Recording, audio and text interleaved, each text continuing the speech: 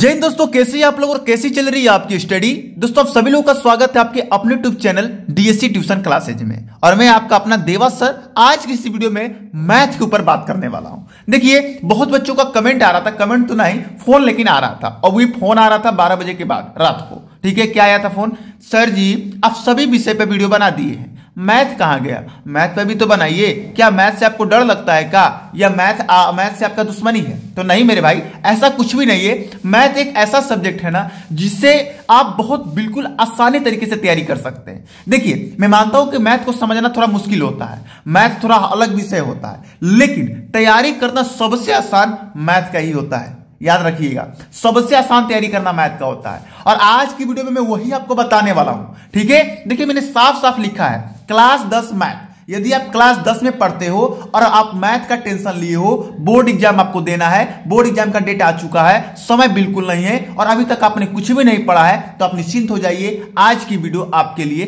तहलका और धमकदार और मजेदार होने वाली है। ठीक, ध्यान दीजिए, अभी तक कुछ नहीं पढ़े हैं, क्या करें, कैसे करें और क्या ना करें, ये क्वेश्चन आपके मन में आ रहा होगा। कह रहे होगे सर जी सारा विषय तैयार है और मैथ में तो तैयार कुछ है ही नहीं। और मान लीजिए कि अगर और कोई विषय तैयार ना रहता तो पेपर में अपने से बना के लिख के आ जाते हैं, लेकिन मैथ में अपने से बना के क्या लिखेंगे? सर जी अगर क्वेश्चन आ गया तो क्या उसमें हनुमान चालीसा लिखेंगे या गायत्री मंत्र लिखेंगे? तो मेरे भाई ना हनुमान चालीसा लिखने की आएगी बारी और ना ही गायत्री मंत्र लिखने की आएगी। आज की वीडियो ध्यान से देखिएगा और बताई हुई बातों को अपने लाइफ में फॉलो कीजिएगा। मेरी 100% की गारंटी है कि सबसे बेहतरीन नंबर आपका मैथ में ही होगा, क्योंकि बार बार बोल रहा हूं कि सबसे आसान तैयारी करना मैथ सब्जेक्ट का होता है। ठीक है, चलिए मैं आज आपको दो चीज बताने वाला हूं, क्या नहीं करना है आज से। यदि आपने मैथ में कुछ भी नहीं पढ़ा है, बिल्कुल जीरो, आप समझो कि कुछ नहीं, एकदम बिल्कुल नहीं पढ़े हो, तो मैं बात कर रहा हूं। यदि आपने मैथ में कुछ नहीं पढ़ा है तो आज मैं बताऊंगा कि ये क्या आपको ना करना है और क्या करना है। ये दोनों बातों पर यदि आप डिस्कस कर लेंगे, बातों को फॉलो कर लेंगे, बातों को जान लेंगे, तो आप बेहतरीन तरीके से जान पाएंगे कि आपको मैथ की तैयारी कैसे करनी चाहिए। ठीक है, चलिए सबसे पहले हम जानेंगे कि क्या ना करें, क्या ना करें, उसके बाद हम जानेंगे कि क्या करें। ध्यान दीजिएगा, क्या ना करें थोड़ा सा आपको मालूम होगा क्योंकि ये सबको बताता है, लेकिन क्या करें वो थोड़ा इंपॉर्टेंट आपके लिए, तो लास्ट तक बने रहिएगा। हाँ, अगर आप वीडियो स्किप कर करके देख रहे हैं तो भैया गारंटी है कि आपको बिल्कुल समझ में नहीं आएगा, क्योंकि हर एक बात पर मैं टिप्पणी देने वाला हूं, हर एक बात पर मैं आपको समझाने वाला हूं। ठीक है, चलिए पहला है फालतू सोच दूर करें। मेरे भाई ये जो टेंशन लेके बैठे हो कि मैथ में कुछ ना पढ़े हैं, मैथ में फेल हो जाएंगे, ये तो पहले दूर कर दो।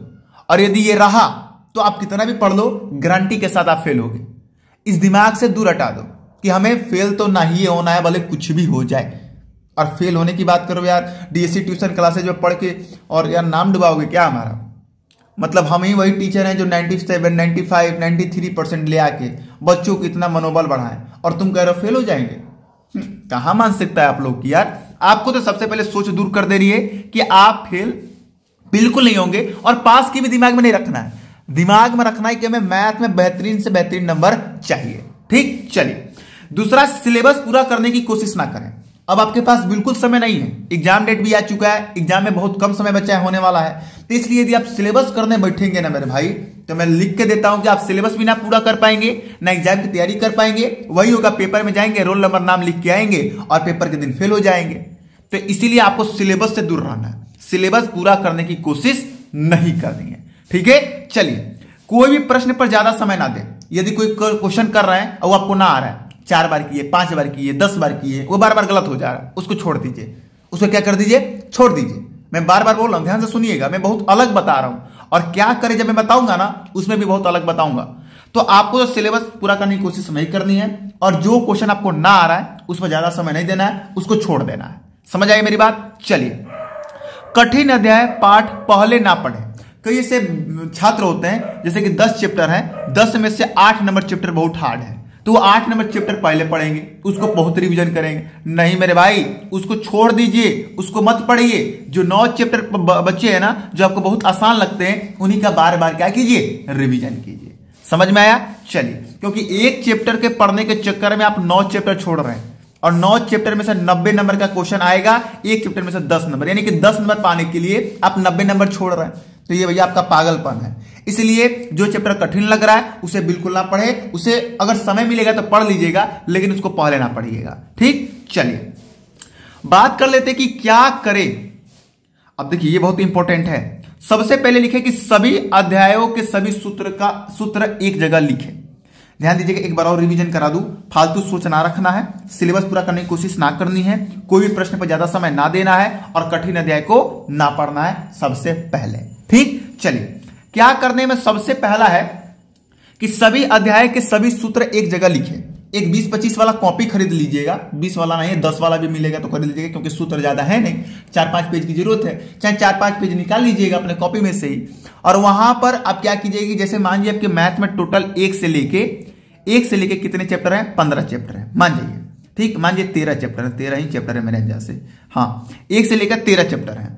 अब आप 1 से लेकर 13 चैप्टर में जितने भी IUMP सूत्र हैं, जितने भी सूत्र हैं उनको क्या कर लीजिए, 2-3 पेज में उतार लीजिए। मैंने जैसे 4 पेज में सभी चैप्टरों का सूत्र हो जाना चाहिए, खूब से खूब 5 पेज हो जाएगा।